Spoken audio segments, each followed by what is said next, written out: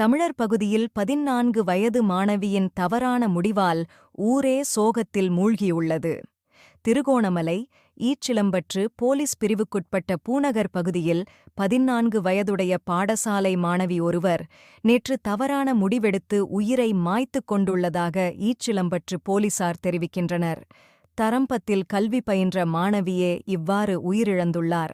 மாணவியின் சடலம் நேற்றைய தினம் திருகோணமலை வைத்தியசாலையில் பிரேத பரிசோதனைகளுக்காக கொண்டு செல்லப்பட்டிருந்த நிலையில் சட்ட வைத்திய அதிகாரி வெளிநாடு சென்றுள்ளதன் காரணமாக மட்டக்களப்பு வைத்தியசாலைக்கு சடலத்தை கொண்டு செல்லுமாறு தெரிவிக்கப்பட்டுள்ளது.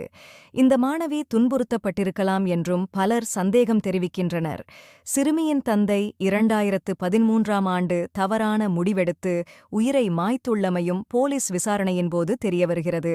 மாணவியின் மரணம் தொடர்பான மேலதிக விசாரணைகளில் ஈச்சிலம்பற்று போலீசார் ஈடுபட்டு வருகின்றனர்.